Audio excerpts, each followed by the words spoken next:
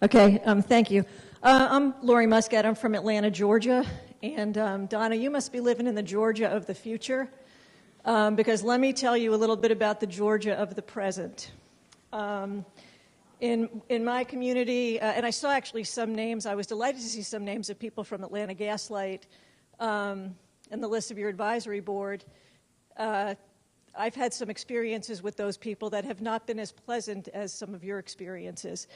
What has happened in my community, and this basically had to do with an updating of the East Side Pipeline project. There have been regulations, PHMSA regulations, that Atlanta Gaslight did not follow. Atlanta Gaslight did not contact the public as they were supposed to. They did not contact emergency responders. I'll say a little bit more about that in a minute. GEMA knew nothing about a large above-ground gas regulator station that was being put in the heart of a residential neighborhood at the end of a cul-de-sac in the flight path of PDK Airport. Chuck Eaton, Georgia Public Service Commission chair, does not, and by the way, anything I'm saying, I have emails and I have documentation to back up anything that I am saying.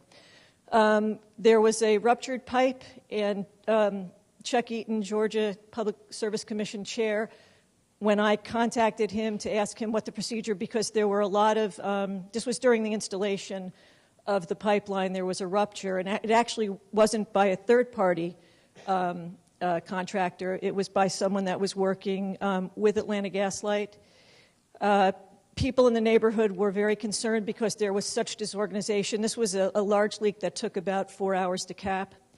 When I contacted Commissioner Eaton to ask him who was in charge in the event of an emergency, he told me this is in an email, he said that he didn't know and he would have to check into it.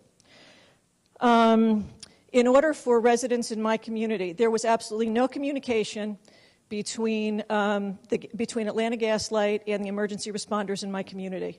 And again, I have this in email. The only reason that emergency responders are now communicating with Atlanta Gaslight is because of residents, and I headed a group called the Claremont Community Alliance, with the help of Chamblee City Council member Tom Hogan, contacted Chief Donnie Williams, who is the Chamblee Chief of Police, who involved the DeKalb County Fire Department. They reached out to Atlanta Gaslight. It was the emergency responders who reached out to Atlanta Gaslight because, frankly, the emergency responders in our community didn't even know that this installation was being built or had been built or even that it had become operative. So I was actually surprised. I found out about this initiative about a year into some of my dealings with Atlanta Gaslight in my community.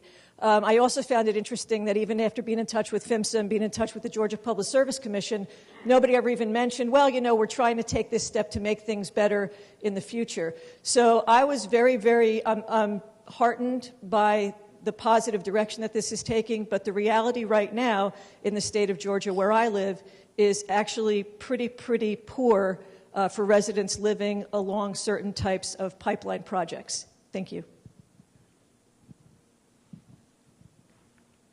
Questions? Does anybody have a question? Last chance. All right, thank you. Well, that brings to end the conference.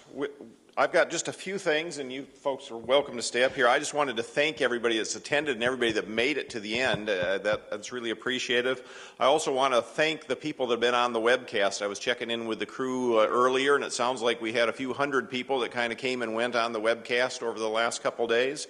Really appreciate PHMSA paying for the webcast. It's a fairly expensive thing to put on, but it really kind of broadens the audience.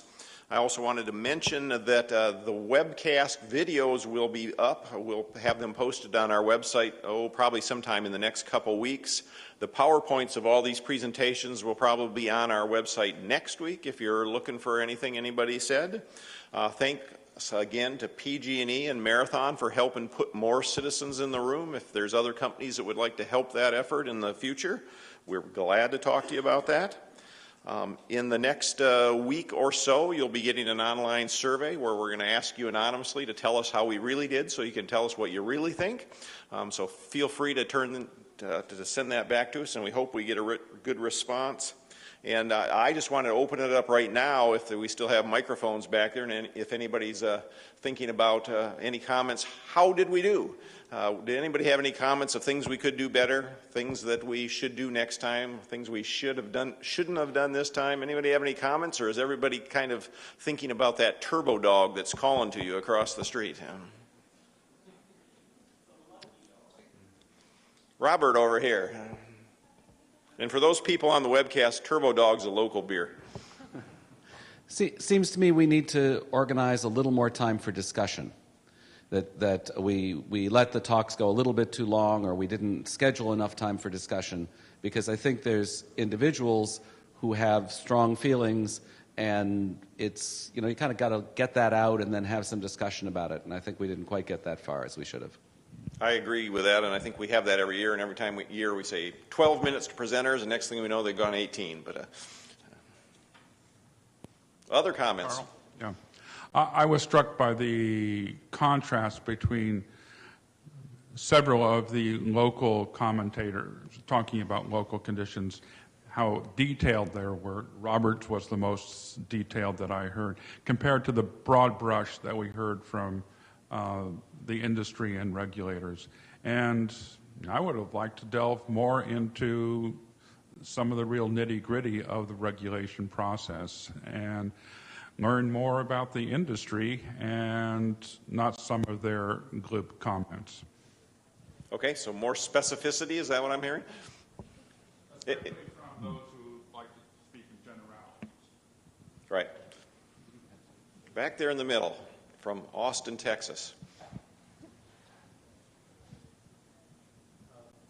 Chuck Lesniak, Austin, Texas. Just to follow on to that comment is that, and I think you alluded to it earlier too, Carl, is if we could get case studies where all of the participants talk about a particular case or situation from the perspective or from their particular perspective. Each one of the players, each one of the agencies, whether it's FERC or PHMSA, the pipeline operator, the concerned public, have a different perspective, and I think this is a really good opportunity and good location to have somebody talk about a specific situation and their view of how the process went and lessons learned from their perspective and that kind of thing. And I think this is a really good place, and where we could get that kind of value would be awesome. Yeah, that's a great idea. I think we did that a little bit. I know there was a session across the hall that I didn't get to see with Adams County, Colorado, where there was some head-butting between a company and a local government, and they found a way to work that out, and they told that story. So I think complete stories like that is a good idea. Anybody else have ideas? All right. Well, with that then, I'm just going to say, in my worst French ever, laissez les bon temps rouler. Thank you for attending.